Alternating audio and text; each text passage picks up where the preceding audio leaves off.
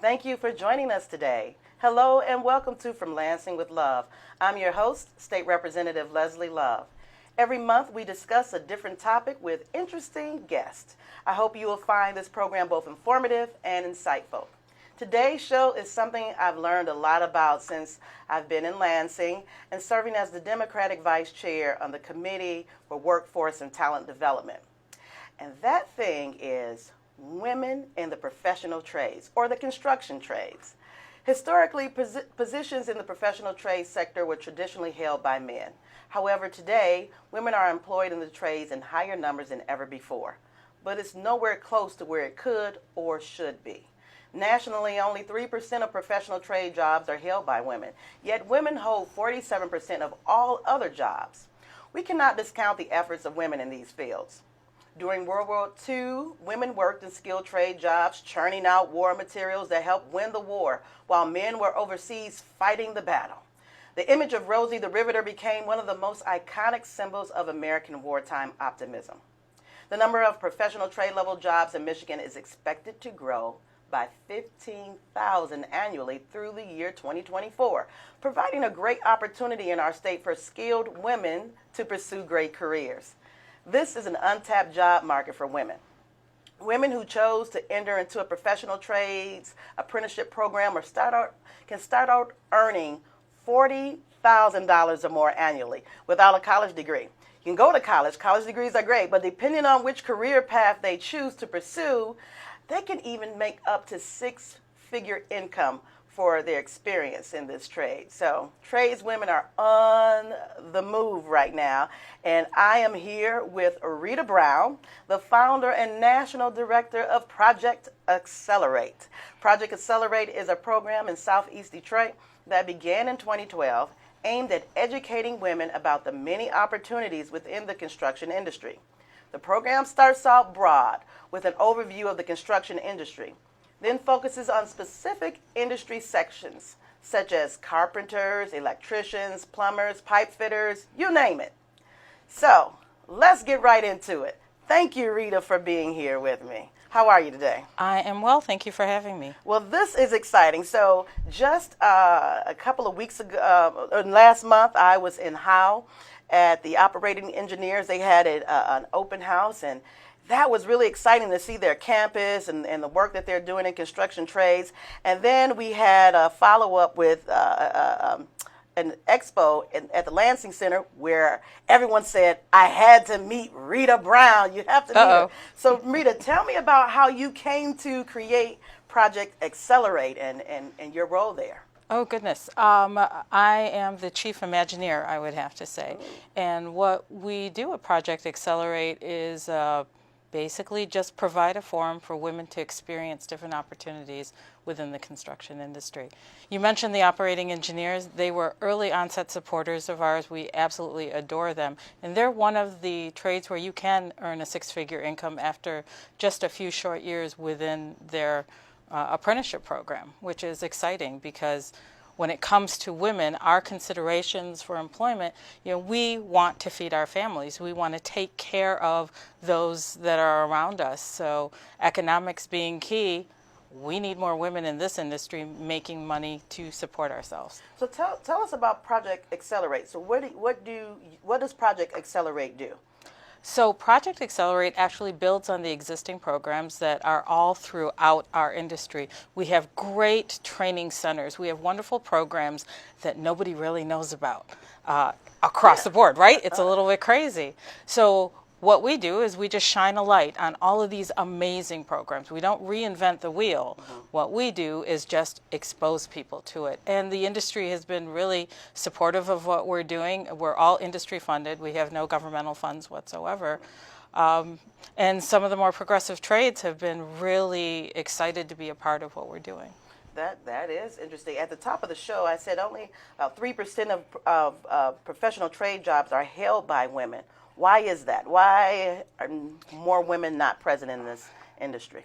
There's a number of different issues, of course. One of them is understanding that there are opportunities there, and understanding that it's not just the trades opportunities that we believe that our parents had that were traditional.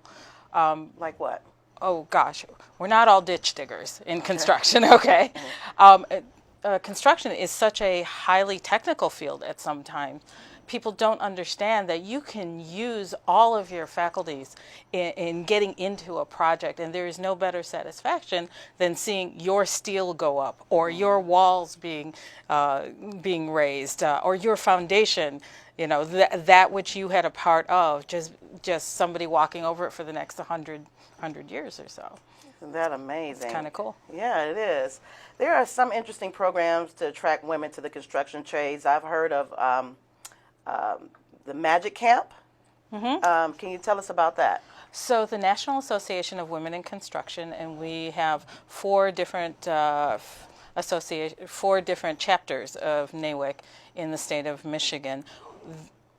I say we because I'm a part of NAWIC also, and I think all women who are involved in the construction industry should be.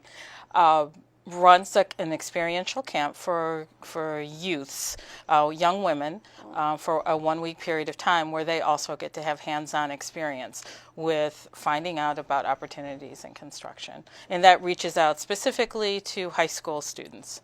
Lansing does a great job. They have a Magic Camp every year. If I'm a woman that's out there that's watching this show that says, I'm interested, what do I do to get involved? Because we've mentioned a couple of projects that seem to be targeted towards young people. What about that woman who's 35 or 27 or 40 for that matter? Since I'm 23, I don't know. Right?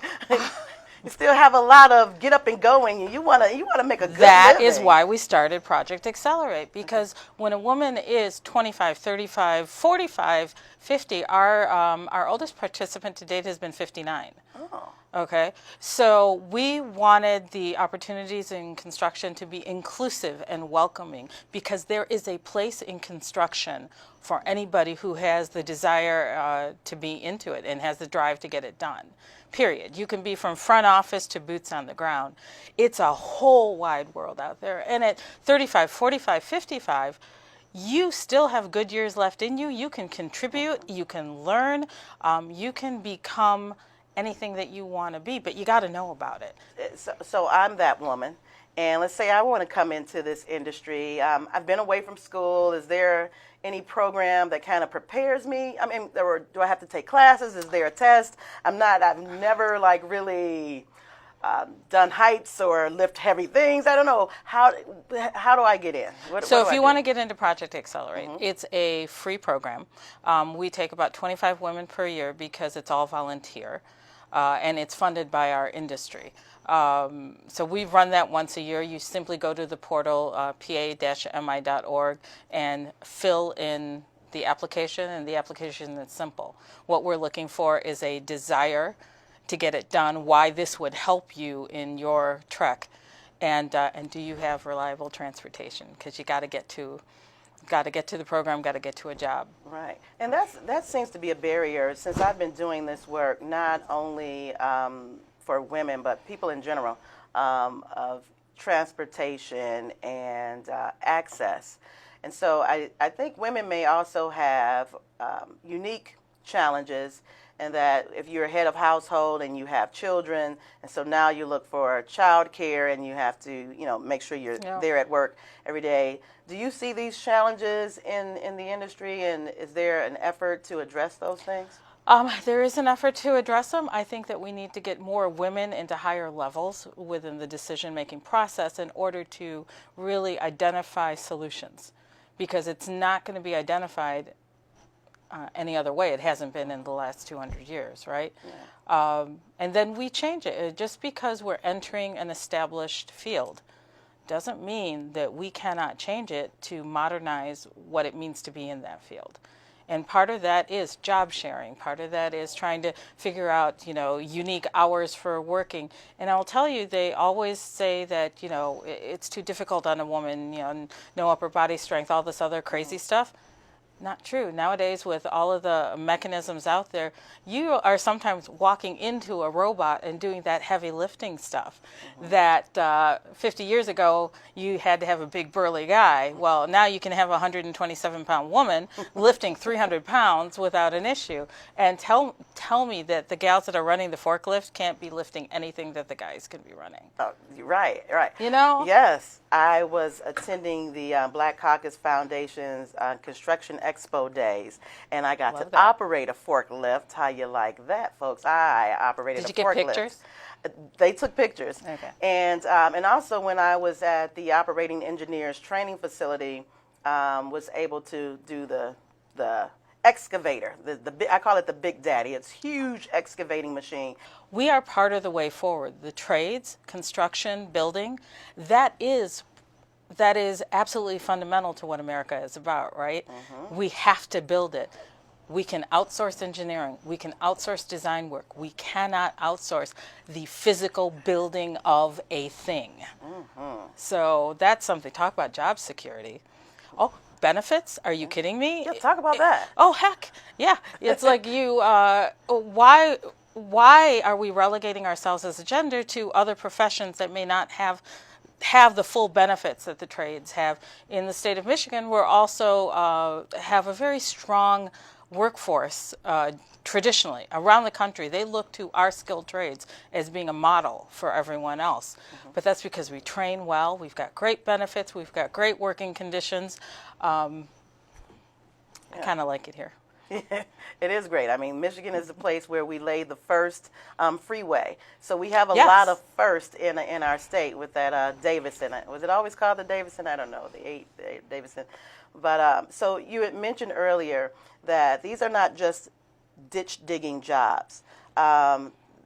In this program that the Project Accelerate, do you sit at a desk, or do you get your hands dirty, or you do a little bit of it all? You do it all in Project Accelerate. What we, because we are every woman, right? Yeah. I'm not going to sing for you; it would be bad. Okay. Stop. All right. What you do in Project Accelerate is we start out every day with the opportunity for 3 or 4 modules, and each module is encapsulating.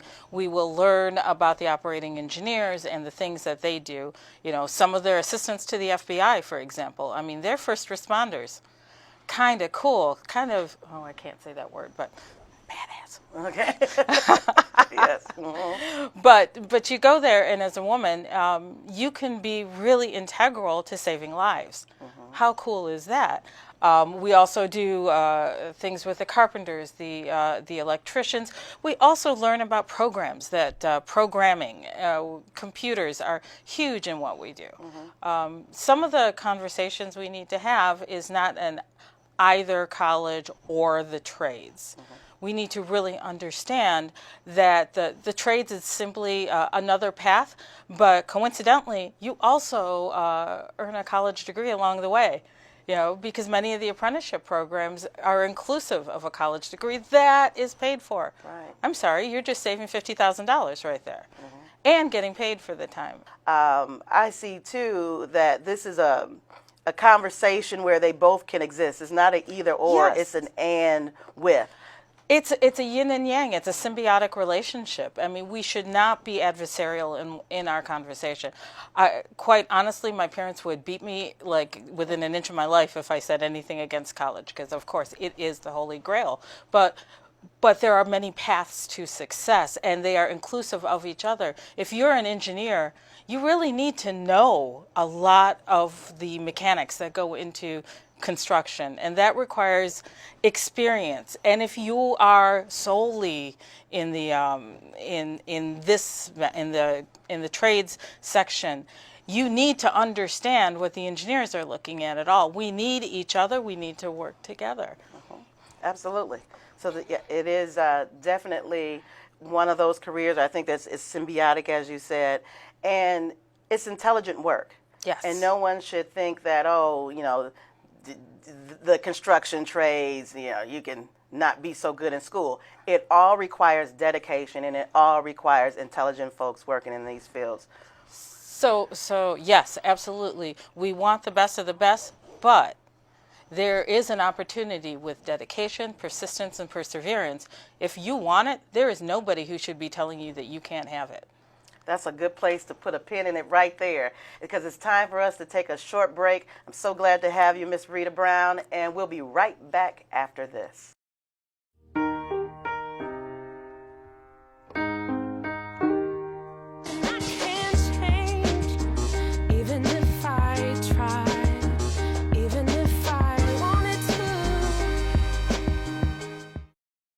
Welcome back to From Lansing with Love. We have our guest today, Nicole Stallworth, Executive Director of the Black Caucus Foundation of Michigan.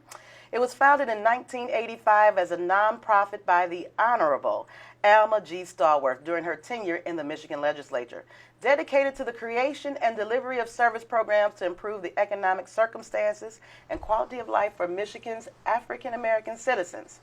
One of their biggest events is the annual Construction Science Expo, where students are introduced to careers in construction and engineering, and they pledge to live free of violence, alcohol, tobacco, and other harmful drugs, as well as violence-free. Thank you, Nicole, for being here with us today. I have the pleasure of being at the Construction Expo Days, sponsored by the Black Caucus Foundation, and it was exciting. Thousands of students there from all over metropolitan Detroit, and you are its executive director. Tell us about the Black Caucus Foundation, and how did you start these Construction Expo Days? Thank you so much, Representative Love, for having me on your show. The Black Caucus Foundation, as you stated earlier, is a 501c3 nonprofit organization, and what we do is develop public policy initiatives and programs. And the Construction Science Expo is really a component of our Bridges to Work program, and so it's really geared towards getting young people as well as adults ready to work. As you know, in the city of Detroit, a renaissance is going on, and we want young people and adults to get the skills that they need so that they can rebuild our communities. How our school-based program really got started, we had an internship program, and a young person actually wrote the white paper to develop our school-based program. He was a student at Wayne State University, and he was interested in developing a positive intervention to help young people learn how to make positive and healthy decisions. And this was during the time when crack had hit our community very hard. And so at the time, Governor Engler, he was in office. He gave us our first funding. We were at Bates Academy in Northwest Detroit. And that program has grown leaps and bounds. At the Construction Science Expo, this is our 7th year. We have exposed over 5,000 young people to careers in engineering and skilled trades. And these young people go through a 16-week school-based program at either a middle school or a high school.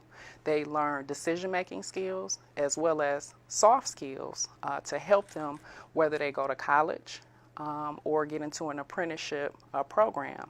And they pledge to live a drug and violence-free lifestyle. Do you think our schools are doing enough to prepare young people for this booming economy that's coming forward? Well, it's never enough. I mean, quite frankly, the training apparatus is broken, and it definitely, needs to be fixed. There is a sense of urgency. We have to quite aggressively get young people and adults trained and ready for these careers. I'm very excited because the Black Caucus Foundation has been involved in the Randolph initiative, and this September we will have an opportunity to train not only young people but adults as well, and get them prepared. Some of the biggest impediments to getting involved is young people not being able to pass the drug test and the skills aptitude test. Excuse me. That's why it's so very important that young people know that marijuana is a drug. Right. Nobody is going to allow you to operate heavy machinery or equipment under the influence. You know, I always tell young people, and they joke and laugh, I said, if you were in a car accident and went to the ER, would you want your doctor under the influence trying to save you? The answer is no. So the same thing in these fields. So it's very important for us to continue to educate young people and adults about the importance of being able to pass a drug test as well as the skills aptitude test. And I noticed that you that the students do take a drug-free and violence-free pledge. And can you tell us, though, the audience, how long is the program? How do students get involved in it? I'm sure if I'm a parent watching this and I go, well, I don't know anything about this, how can my child be a part of this program? If you want your child to be a part, I always tell people, please give us a call at the Black Caucus Foundation of Michigan. Please connect with us. You can reach us by phone. You can also reach out to us at Black Caucus Foundation on Facebook to learn more. Whether you're an educator, a parent, or just are interested in learning more about our programs. The program, it is a school-based program. We have been working with schools in the city of Detroit and throughout Wayne County for the past 18 years. And the school-based program is a 16-week program. And what we do is we partner with the schools. We send one of our trained adolescent development facilitators out to the school, and we use an evidence-based curriculum. And so each week, the facilitator comes out to the school and they facilitate a module. One of those modules being goal setting, another one being making decisions. We teach the 3 C's, which is very important. We also What teach are the 3 C's? I knew you were going to ask. Because I come from Marygrove, and it's commitment, competence, and I always forget the 3rd C. But Exactly, and that's the same model that we have. In addition to that, helping young people understand how to cope with anger, social skills. These are all very important skills. We like to call them social and emotional skills. And these skills help young people not only become college ready, but career ready. And that is just not to pick on marijuana, but we just want people to be healthy. That's and right. be present for the moment. And these construction, just driving in to Lansing today, you drove through a construction site. And so the workers have to be careful and alert, as well as the drivers. So I think the general message, and I know that you're getting across, we want healthy in your body and in your mind, and just ready, prepared with the social skills and the awareness, the goal setting that the Black Caucus Foundation through your program that you offer. So I understand that. So I want to also talk about women now, women and girls. At the expo, there were a lot of young ladies there. I saw a young lady with the jackhammer going through the concrete. They were trying to nail the nails in the wood, like, I can do it in 6 hits. So that was really exciting. And in fact, last month I introduced a resolution recognizing the week of May 14th as Women in the Professional Trades Week in the state of Michigan, and that passed the House. And so officially we're acknowledging, and I wanted to take a moment to really talk about women in this industry and where we're going and where are the opportunities. So where do you see the future of women in the skilled trades, in the construction trades? You know, I get so excited when I see the young ladies at the Construction Science Expo, and they're involved. They're in the nail hammering competition. As a matter of fact, it was a young lady, the mayor, and myself, and she beat all of us. And so I think we just have to continue to reinforce that message and reinforce our young ladies to say, you can do anything that you put your mind to. And construction, it varies. You don't necessarily have to be out in the field.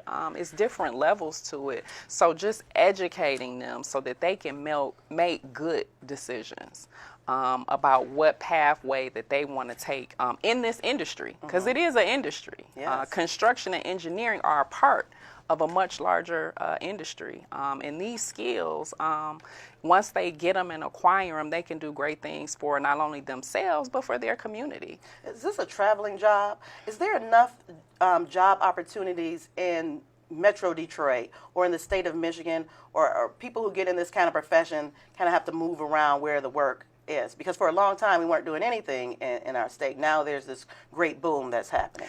You know, I think about IBEW with the electrical linemen. And if you think about when there's a disaster somewhere, they're calling individuals from all across the country. So there is a clear example of a position where you can travel all around the world. And that's IBEW, the electrical lineman. And although, yes, you do have to, can't be afraid of heights, but girls can do that as well. Yes. If not better. Well, clearly because you're a girl, we're girls, and you're the vice president of one of the largest minority utility line construction companies in the United States. What kind of obstacles have you experienced or you faced as a woman and a woman of color in the industry? I mean, every single day you show up, there are tremendous obstacles. And what I'll say is you have to go at them with a positive spirit and a smile and have a team behind you. I think it's very important, whatever sector it is, as women, we have to forge together and work together to bust down those doors or break the glass ceiling. And so I say I can't do it alone. I work together with other women to move forward, to move that next generation forward. So is it easy? No, but you have to have a lot of passion and commitment and willing to work with others. Yeah. So that's great. And being at the Michigan Science Center yesterday and having the opportunity to meet the executive director, who's also the African-American woman who runs that facility, and also the creator of the STEManista project, Yes. which is entering its second year. It attracts young girls, particularly girls from 4th grade to 8th grade, to come into the program and be exposed to science, technology, engineering, and math. And they have over 3,000 youngsters participating in that program. I think about 300 mentors. These are women who are in these trades. And so I loved it. It was because there's this kind of courtship happening between STEM and career tech education, and they both are really definitely intertwined, and there's some loving going on there, for a lack of a better word. And I'm excited to see the STEManista project over at the Michigan Science Center in Detroit that's open to people throughout the state, young girls, so you can have exposure. They have a camp. It's a lot of opportunity there, and I was so completely excited. And then you have the Black Caucus Foundation and what you're doing in Construction Trades Expo, Bridges to Home Ownership and all of that. Anything else that you want to share with us about the women in this and the opportunities ahead?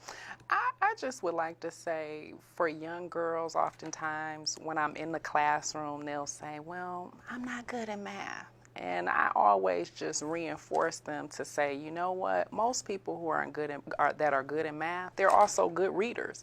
And I bet you are a good reader. So I think we have to begin to change those messages with our young women, just to say, you can do these things. And guess what? God has already blessed you with gifts to do them. So just being able to further put them in spaces through the STEManista where they get the exposure. Yeah. I mean, exposure is so very important. I can remember when I was going through school, I wish I would have knew about skilled trades, construction, because I always say you can go to college and you can still have a trade. Right. I wish I knew how to fix my own car so I can stop going to the dealership and because if I had that skill and this skill, man, I'd be the best woman auto mechanic you ever seen. And I explained it to you. It's like, well, your catalytic converter has but this is great. So many wonderful opportunities. Thank you so much, Professor Stallworth. That's about all the time we have for today. And I'd like to once again thank my guest, Nicole Stallworth, Executive Director of the Black Caucus Foundation of Michigan. Thank you. And Rita Brown, the Founder and National Director of Project Accelerate, for joining us. And thanks to all of you for watching. If you have an idea for a show or want to be a show guest, please contact my office, and that contact information will be on the screen. Until next time, be good to yourself and each other. And with that, we're all clear and out of here. Goodbye.